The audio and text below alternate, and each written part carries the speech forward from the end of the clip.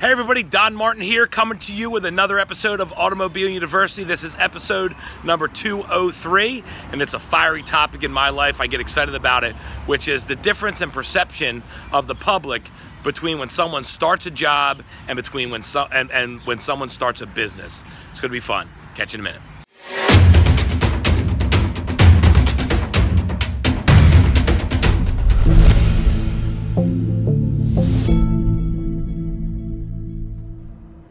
Good morning, everybody. This is Don Martin coming to you today with another episode of Automobile University. And I just wanted to come to you guys today and talk about something that I noticed this morning, and it really caught me off guard, although I wasn't surprised at all. And it was funny.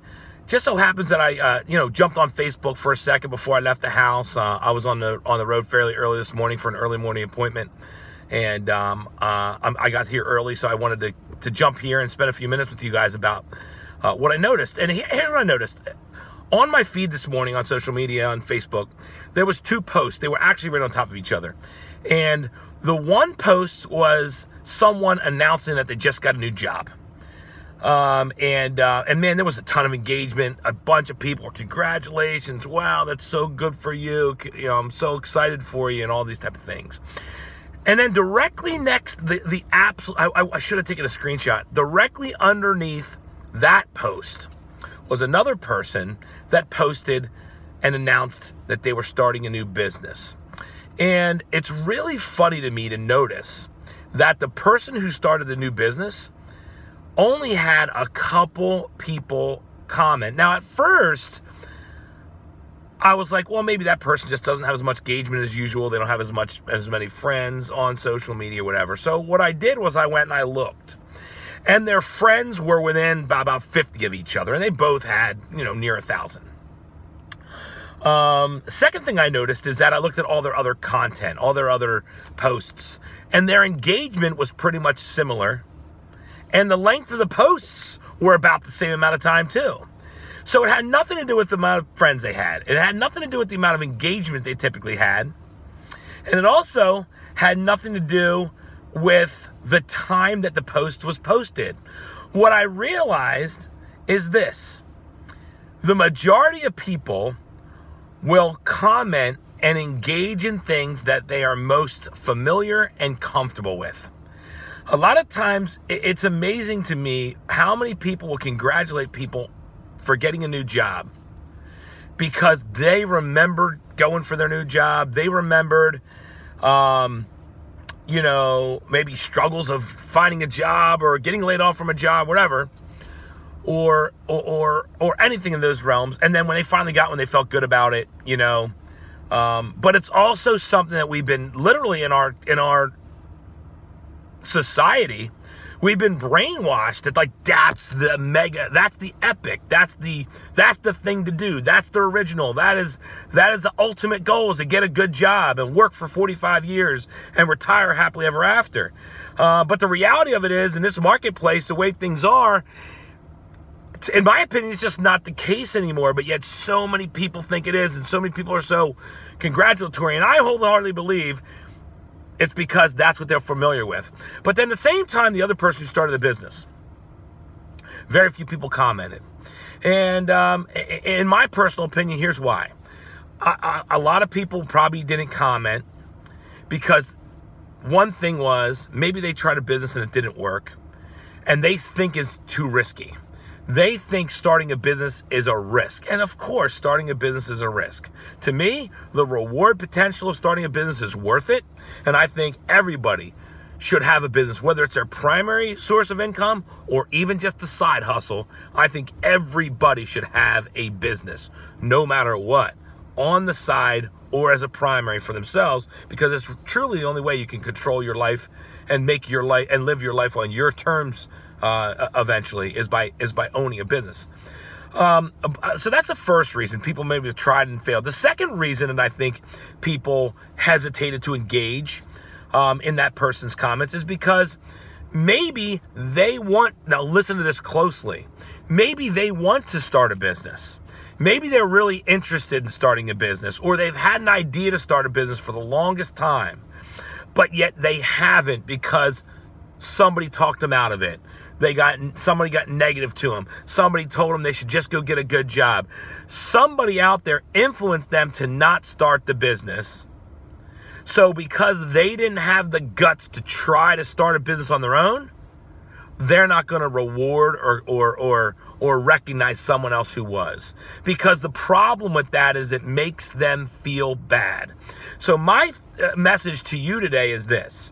You will never have if you decide and when you decide or when you decided to start a business, it's going to be a small percentage of your people in your life that are going to be supportive of that. You have to expect that. It's a part of the process when it goes down to being a business owner, being an entrepreneur in a world that's been convinced and essentially brainwashed that having a job is the way to go. I got to tell you that in today's day and age, with what I understand about technology, what I understand about the huge transfer of wealth in the way that companies are spending money for advertisement and moving a ton of that money into influencer marketing and into places that they can compensate people that are actually creating the purchasing decisions versus marketing. People don't want to be pitched to anymore. They want to have engagement. They want to, listen to stories and let stories and engagement and personal experience be their influencer today and not marketing ploys and campaigns and ads. So because of this big transition and big, huge transfer of wealth between, these marketing mega giants and into influencers and real people, there's an opportunity greater than ever in the history of our country for people to become successful running their own business. Is the best time ever. And everybody should try it and go for it because it's the best shot you'll ever have. So I am here to tell you, I encourage you to do it. If you have an idea in your brain, don't wait. Start today. If you have an idea of a business model, don't wait. Start today. If you always thought you wanted to run a business, but you don't know what to start, reach out to someone that you know is an entrepreneur. Ask them what they're doing. Ask them if they're mentor you. Ask them if they have something that you can, they can recommend to you. I mean, talk to people and find out. But always remember, you're going to have a very small amount of engagement because people either failed at business themselves or they're afraid to try. And because of those two things, they're going to try to prevent you from trying too. Because if you do it and they don't, it makes them look bad. It makes you look radically good, but it makes them look bad, and it makes them have to look in the mirror and ask themselves, hey, why didn't I start a business when I thought about it? So they'd try to rather, and some people might even try to talk you out of it. They'd rather talk you out of it than go try it on their own because it keeps them comfortable if they keep you comfortable. Remember, most people are like crabs in a bushel. Some of you might know what I'm talking about. If you live on the East Coast of the United States like I do, and you've been crabbing, you're going out there catching those blue crabs, right? Those blue claws that everybody in here, you know what I'm talking about if you've ever had that experience. But the bushels that you catch them in, they're a basket.